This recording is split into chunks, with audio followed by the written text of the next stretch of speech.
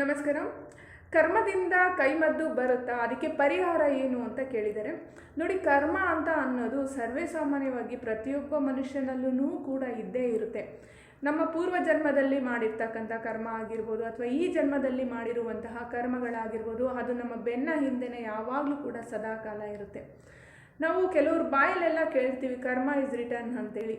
ಅದೇ ಪ್ರಕಾರವಾಗಿ ಈಗ ಹೋದ ಜನ್ಮದಿಂದ ಬಂದಿರತಕ್ಕಂತಹ ಕೆಲವೊಂದು ಕರ್ಮಗಳ ಅನುಸಾರವಾಗಿ ಆ ಕರ್ಮದ ಫಲ ಏನಿರುತ್ತಲ್ಲ ಅದು ದೇವರು ಬರೆದಿಟ್ಟಿರ್ತಾರೆ. ಇಂತಿಂಥ ಕರ್ಮಕ್ಕೆ ಇಂತಿಂಥದ ಫಲ ಅಂತೇಳ್ಬಿಟ್ಟು.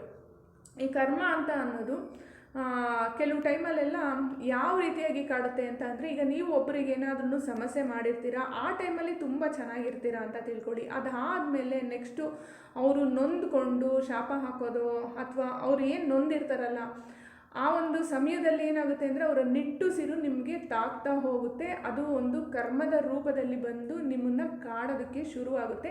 ನೀವು ಯಾರಿಗೆ ಸುಮಾರು ಸಮಸ್ಯೆನೆಲ್ಲ ಮಾಡಿದ್ರಲ್ಲ ಅದಕ್ಕಿಂತ 5 ಪಟ್ಟು 10 ಪಟ್ಟು ಸಮಸ್ಯೆ ನಿಮಗೆ ಬರುತ್ತೆ. ಆ ಸಮಸ್ಯೆನ ಅನುಭವಿಸ್ಬೇಕಾಗುತ್ತೆ. ನೀವು 1 ದಿನ ಸಮಸ್ಯೆಯನ್ನು ಅವರಿಗೆ ಕೊಟ್ಟಿದ್ದರೆ 10 ದಿನ ಸಮಸ್ಯೆಯನ್ನು ಅನುಭವಿಸ್ಬೇಕಾಗುತ್ತೆ. ಮತ್ತು ಅದ್ರ ಜೊತೆಯಲ್ಲಿ ಜನ್ಮದಿಂದನೂ ಕೂಡ ಈಗ ಬ್ಯಾಂಕಲ್ಲಿ ಹೆಂಗೆ ನಾವು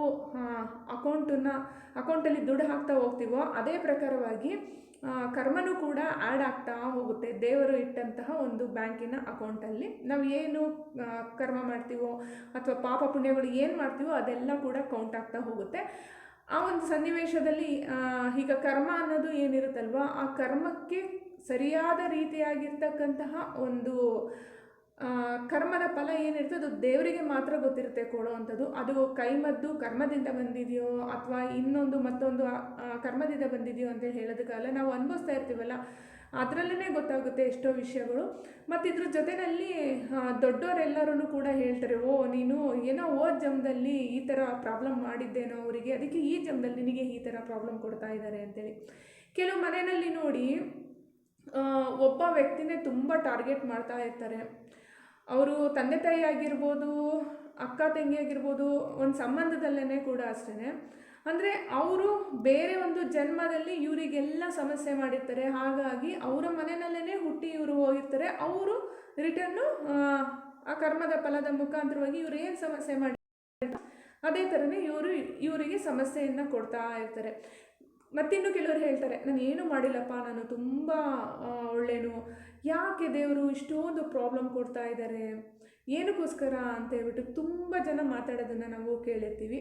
ಬಟ್ ಈ ಜನ್ಮದಲ್ಲಿ ನಾವು ಒಳ್ಳೆಯರಾಗಿರ್ಬೋದು, ಆದರೆ ಕಳೆದಂತಹ ಕೆಲವೊಂದು ಜನ್ಮಗಳಲ್ಲಿ ಏನೇನು ಹೊತ್ತು ತಂದಿದ್ದೀವಿ ಅಂತೇಳಿ ಗೊತ್ತಿರಲ್ಲ ಅಲ್ವಾ. ಸೊ ನಾವು ಅನುಭವಿಸುವಂತಹ ಕೆಲವೊಂದೊಂದು ಪರಿಸ್ಥಿತಿಗಳೆಲ್ಲ ಇರುತ್ತಲ್ಲ ಅದು ಕರ್ಮದಿಂದನೂ ಕೂಡ ಬಂದಿರ್ಬೋದು. ಮತ್ತಿನ್ನೂ ಕೆಲವು ಟೈಮಲ್ಲಿ ನೋಡೋದಾದರೆ ಈ ಬ್ಲ್ಯಾಕ್ ಮ್ಯಾಜಿಕ್ ಅದನ್ನೆಲ್ಲ ಮಾಡ್ತಾರಲ್ಲ ಅದನ್ನು ಕೂಡ ಅಷ್ಟೇ ಎಫೆಕ್ಟು ಕೊಡುತ್ತೆ. ಕೆಲವೊಂದೊಂದು ಕರ್ಮದಿಂದ ಬಂದಿರುತ್ತೆ. ಕೈಮದ್ದು ಕರ್ಮದಿಂದನೇ ಬಂದಿದೆ ಅಂತ ಹೇಳೋದಕ್ಕೆ ಆಗೋದಿಲ್ಲ. ಕರ್ಮದ ಫಲಗಳೆಲ್ಲ ದೇವರಿಗೆ ಬಿಟ್ಟಿದ್ದು. ಅದು ದೇವರು ಮಾತ್ರ ಅದನ್ನು ನಿರ್ಧಾರ ಮಾಡುವಂತಹ ಆ ಒಂದು ಗುಟ್ಟೇನಿದೆ ಅವ್ರಿಗೆ ಮಾತ್ರ ಗೊತ್ತಿರುತ್ತೆ. ನೋಡಿದ್ರಲ್ಲ ಇವತ್ತಿನ ಈ ವಿಡಿಯೋ ಇಷ್ಟದ ಲೈಕ್ ಮಾಡಿ. ಇನ್ನಷ್ಟು ವೀಡಿಯೋಸ್ಗಳು ನೋಡಬೇಕು ಅಂದರೆ ಸಬ್ಸ್ಕ್ರೈಬ್ ಮಾಡ್ಕೊಳ್ಳಿ. ನೆಕ್ಸ್ಟ್ ಇನ್ನೊಂದು ಒಳ್ಳೆಯ ವಿಡಿಯೋದೊಂದಿಗೆ ಭೇಟಿ ಆಗೋಣ. ನಮಸ್ಕಾರ.